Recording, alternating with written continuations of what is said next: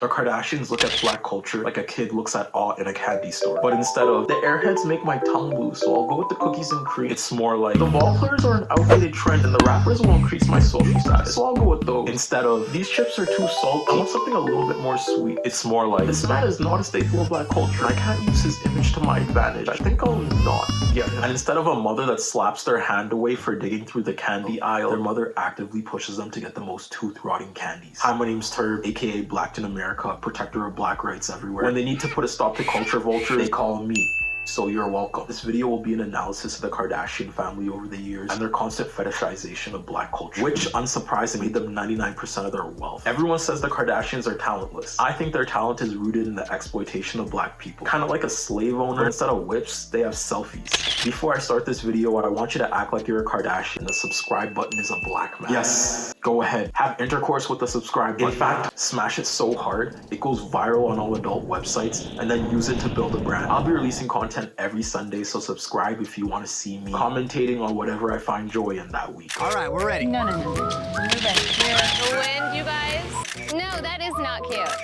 Yeah, go on. You're gonna need someone to make it. Kim is always late. Her way. Jealous? No. Stop! Enough. I'm gonna gloss over the beginnings of the Kardashians so you get the foundation for their exploitation.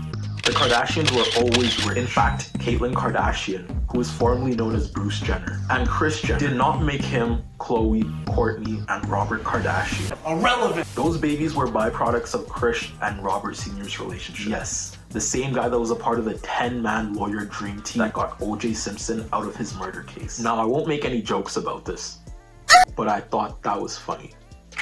Kris divorced Robert Sr. and moved on to gold medalist Caitlyn Jenner. Fast forward in time, actually backwards. I kind of noticed while I was writing this video, the Kardashians relatively stayed away from black culture in their beginnings, but slowly accumulated the caucasity they needed in order to exploit it. After that marriage fiasco, fast forward to 2000, and Kim is meeting a bunch of people through Paris Hilton, basically the generational snow yeti before Taylor Swift. And Kim Kardashian, at 19 years old, ends up meeting Damon Thomas and marrying him. I truly believe the Kardashians have a quest line whenever they're born, and it's called Find Out, Seek, and Sex Every Black Man You Can.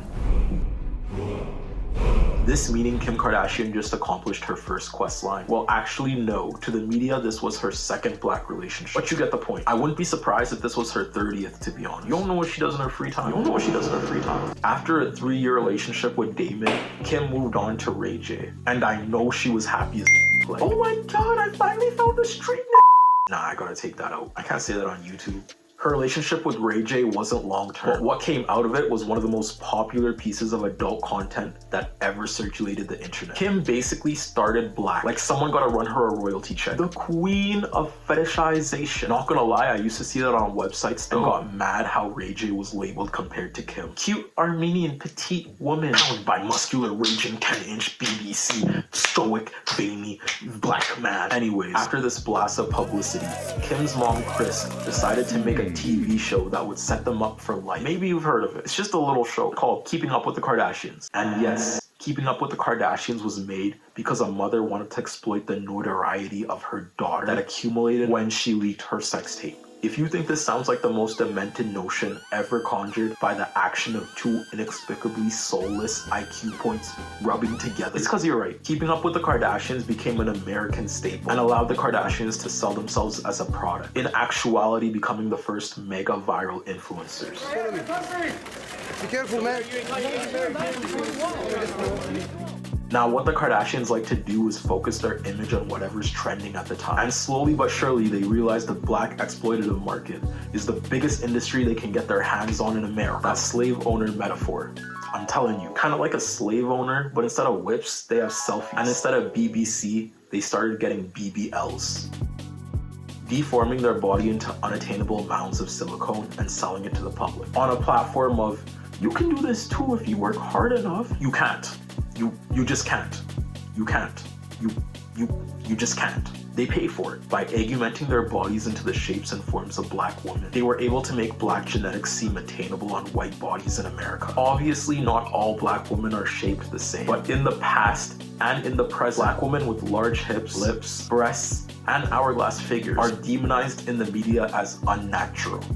Take Megan Thee Stallion and compare her to Kylie Jenner, for example. Through Megan Thee Stallion's come up, she was constantly berated as a man. And even nowadays, you can go into her comment section and find people calling her that. And unlike Kylie Jenner, Megan is entirely natural. Black women are devalued for the same aspects that white women are praised for. Yes, the Kardashians are white. Yes, Kylie Jenner is a white woman. Kylie Jenner, who is again a white woman, can contort her body in any way she wants and not be bashed by the media or fans, unlike Megan Thee Stallion. The lips that Kylie Jenner's whole brand is based on is an exploitative tactic based off of Afrocentric features. Sure, white people have the capability of having full lips, but not her. She deformed hers. Only lip injections will get you lips like hers, not Kylie's cosmetics. Her body, which is in the shape of an hourglass, with huge hips and all, is also a black phenotype that she contorts to her advantage. The way they appropriate can also be seen through the hairstyles in which they use. But the braids are used in all cultures. You're completely and utterly destitute in any history regarding black culture,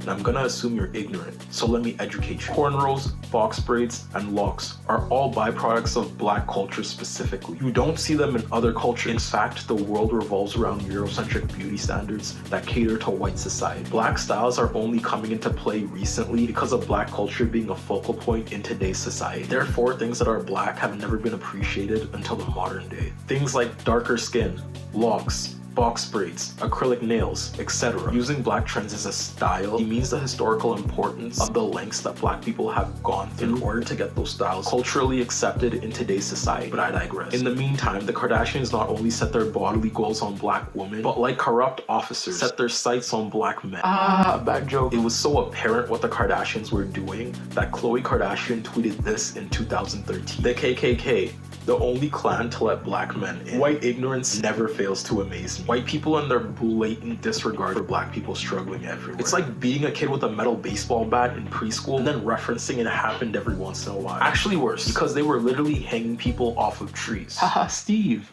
Remember when my ancestors had that little group and they hanged your people off of trees? Lol. Haha, you're so funny, Richard. Thank you. Now let me go back to my gentrified suburb built off the slave labor of thousands of black men. Will you go back to your neighborhood entrenched in gang violence and poverty, all caused by my ancestors' systemic racism? Not gonna lie, the only people I give props to for not fetishizing black people is Kourtney Kardashian. That girl's still guilty. She's like that kid that's recording on her laptop while everyone's jumping into it. And she still indirectly profits off of black culture. However, the extensive history of the Kardashian dating situation is, you guessed it, extremely black. Khloe started dating NBA players Rick Fox, Rashad McCants, and James Harden, who is arguably thicker than her. Baseball star Matt Kemp and French Montana, who isn't black but still profits off of black culture. Kylie started dating, at the time, actor Jaden Smith, and also rappers Lil Twist, Tyga, Party Next Door, and Travis Scott. Kendall Jenner started dating race car driver Lewis Hamilton. NBA players Jordan Clarkson, Blake Griffin, Devin Booker, also A$AP Rocky. Metaphorically, Kim was Jack because she climbed the beanstalk of black culture until she met the giant at the top. The beanstalk being Nick Cannon, sports stars Reggie Bush and Miles Austin, and then finally met the giant at the end, named Kanye West. He's nothing much though, just the most influential and biggest black star to ever exist. By the way, for clarification purposes, I skipped over like 5 white guys in total, compared to the 14 black guys I mentioned. You might think this isn't harmful and the Kardashians just have a preference in men, but let me tell you, this is blatant fetishization. A type is tall men,